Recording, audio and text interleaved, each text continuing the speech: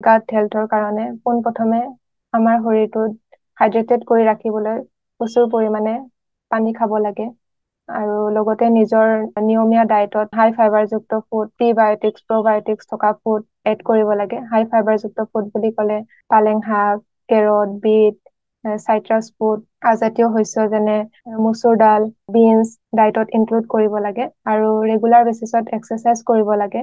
সকলোৱে মানে hard exercise heavy exercise নোৱাৰিলেও সৰু সুৰা এক্সাৰচাইজ হলেও কৰিব লাগে, যেনে খোজ কঢ়া, য়োগা, মেডিটেশ্যন, ডিপ ব্ৰিথিং কৰা ইত্যাদি কৰিব লাগে আৰু পানীটো প্ৰচুৰ পৰিমাণে খাব লাগে দিনটোত আৰু টোপনি কমেও 7 to 8 hours শুব লাগে, যিটোৱে আমাৰ হজম শক্তিত সহায় কৰে।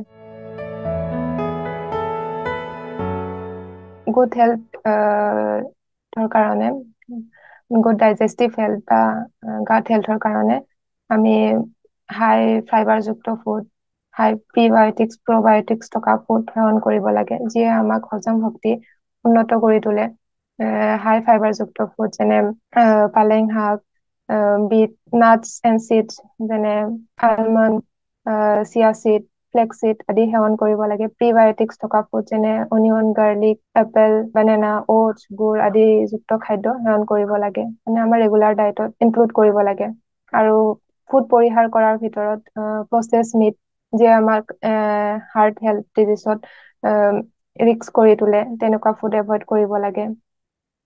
তাৰোপৰি fatty food, sugary drink like soda, energy drink, মিঠা দৈ আৰু কিছুমান হাইড্ৰজেনেটেড অইল যেনে পাম অইল, চয়াবিন অইল আদি এইবোৰ এভইড কৰিব লাগে। আৰু ফাষ্ট ফুডটো সকলোৱে এভইড কৰা খুবেই প্ৰয়োজনীয় গাট হেল্থৰ কাৰণে, যিটোৱে আমাক হজম শক্তি নকৰে, মানে হজম শক্তিত ব্যাঘাত জনাব পাৰে।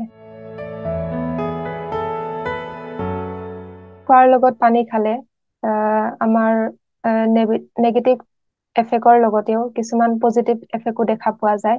পজিটিভ এফেক্টবোৰৰ ভিতৰত যেনে খোৱাৰ লগত পানী খালে খাদ্য কণা ভাঙি গুৰি কৰাত সহায় কৰে, যাৰ ফলত কনষ্টিপেচন নহয়, পাচন শোষণ নিয়ন্ত্ৰণ কৰে।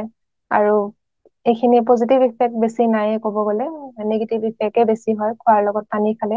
খোৱাৰ লগত পানী খালে পাচন এনজাইম পাতল কৰি তোলে, যাৰ ফলত পেট ফুলা, পেটৰ ডিচকমফৰ্ট হোৱা দেখা যায়, যাৰ ফলত হজম শক্তি কমি যায়। সেইবাবে খোৱাৰ লগত পানী খোৱাতকৈ খোৱাৰ আধা ঘন্টামান পিছতহে পানী খোৱাটো দৰকাৰ।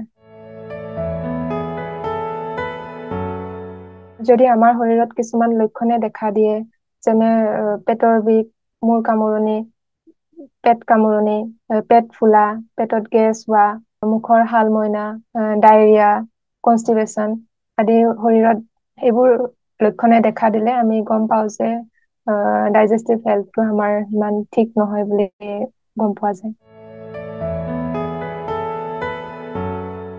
ভাল ডায়েটতো আমাৰ ডায়েটত ইম্পেক্ট তেনেকুৱাকে নহয়, কিন্তু আনহেল্থি ডায়েটে আমাৰ হেল্থত বহুতো ধৰণে প্ৰভাৱ পেলাব পাৰে। আনহেল্থি ডায়েট বুলি ক'লে হাই প্ৰচেছ ডায়েট, হাই চুগাৰী ড্ৰিংক, নহলে প্ৰচেছ মিল্ক, এইবোৰ খালে মানে গাট হেল্থৰ ভাৰসাম্য বিঘ্নিত কৰিব পাৰে, যাৰ ফলত আমাৰ পাচন তন্ত্ৰৰ সমস্যা দেখা দিব পাৰে। আৰু কম আযুক্ত খাদ্যই কনষ্টিপেচনত সৃষ্টি কৰিব পাৰে।